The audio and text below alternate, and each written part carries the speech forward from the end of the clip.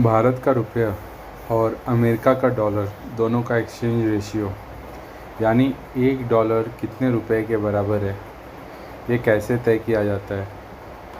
आइए आज हम इसी के बारे में बात कर रहे हैं। एक डॉलर कितने रुपए के बराबर होता है, ये कोई व्यक्ति कोई सरकार नहीं तय करती, बल्कि इसके कई कारण होते हैं। कई आर्थिक कारण, कई राजनीतिक कारण और किस तरीके की मांग है मार्केट में, उसके अनुसार रुपया और डॉलर की गिनती और उसका एक्सचेंज रेशियो पता चलता है। इसमें सबसे बड़ा कारण होता है मांग और आपूर्ति की।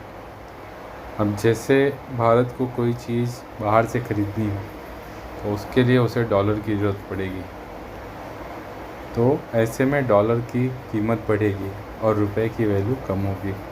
अब भारत विदेश से अनाज खरीद सकता है, विदेशों से तेल, विदेशों से अलग अलग खनिज संसाधन खरीदता है, उसके लिए उसे डॉलर की ज़रूरत पड़ेगी, क्योंकि वैश्विक स्तर पर डॉलर में भुगतान किया जाता है। अब ऐसी स्थिति में भारत का जो रुपया है उसकी वैल्यू डॉलर के मुकाबले में कमज़ोर होगी। और अगर इसके उलट भारत में निवेश आएगा या भारत से चीज़ें खरीदी जाएंगी बाहर के देशों से, तो भारत में चुकाने के लिए विदेशों को डॉलर की ज़रूरत पड़ेगी, तो उन्हें भारतीय रुपया ख़रीदना पड़ेगा, मतलब भारत से चीज़ें खरीदनी पड़ेगी। तो भारत की चीज़ों की डिमांड के कारण भारत का रुपया जो है एक्सपोर्ट होगा, मतलब भारत का जो सामान है एक्सपोर्ट होने के कारण विदेशों से भारत में निवेश आएगा और उस निवेश के कारण भारत का जो रुपया है उसकी स्थिति मजबूत होगी। तो इससे अब हमें समझ में ये आता है कि अगर भारत ज़्यादा आयात करेगा, बाहर से चीज़ें ज़्यादा खरीदेगा, तो भारत का जो रुपया है वो कमज़ोर होगा और डॉलर की कीमत बढ़ेगी। और अगर भारत ज़्यादा से ज़्यादा चीज़ें यहाँ से विदेशों में एक्सपोर्ट करेगा तो भारत में निवेश आएगा, भारत से चीज़ें खरीदी जाएंगी बाहर के देशों में, तो इससे भारत की जो रुपया है उसकी कीमत जो है अच्छी होगी और डॉलर की कीमत कम होगी।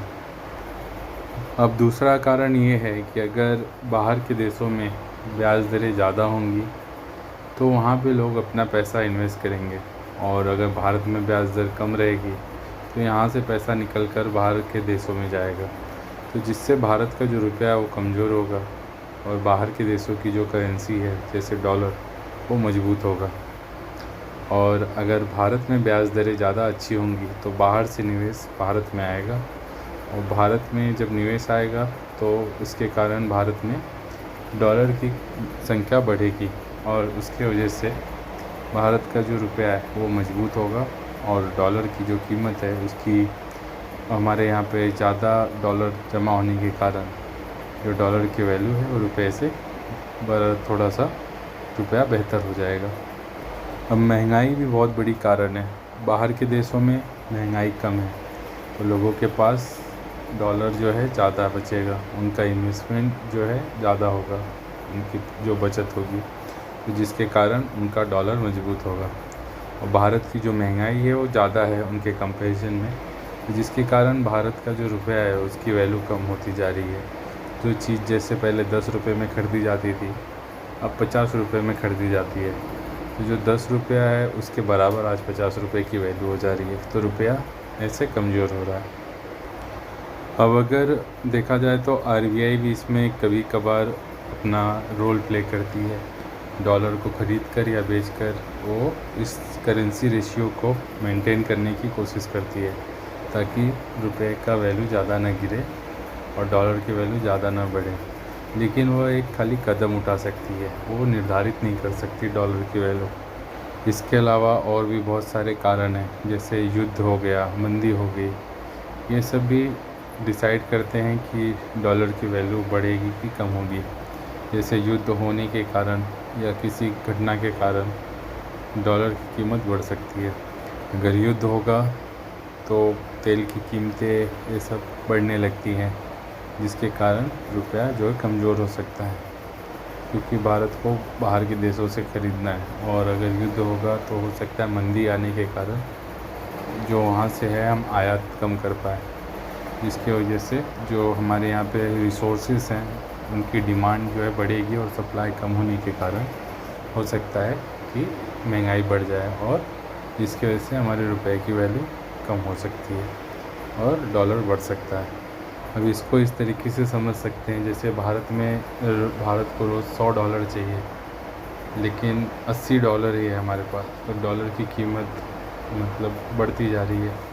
तो डॉलर चाहिए ही अगर बाहर से हमें कुछ भी आयात करना है, कुछ भी इंपोर्ट करना है, तो डॉलर की कीमत बढ़ती जाएगी। तो यहाँ पे हमने आसान भाषा में समझाने की कोशिश की है कि कैसे डॉलर और रुपए का एक्सचेंज रेशियो मेंटेन किया जाता है, कैसे पता चलता है कि रुपए और डॉलर के जो एक्सचेंज रेशियो है वो है। अब इसमें बहुत सारे कारण आपने देखे, जैसे मांग, आपूर्ति, युद्ध, राजनीतिक कारण, वैश्विक स्तर पे होने वाले युद्ध, ये सब भी काफ़ी ज़्यादा अपना रोल प्ले करते हैं। प्लस इंपोर्ट एक्सपोर्ट ये भी डिपेंड करता है, अगर ज़्यादा कोई कंट्री अपने इंपोर्ट कर रही है, एक्सपोर्ट नहीं कर रही, तो उसके भी करेंसी की वैल्यू कम हो सकती है। तो ये सब कारण हैं रुपए और डॉलर के वैल्यू को ऊपर नीचे जो होते रहता है उसके कारण।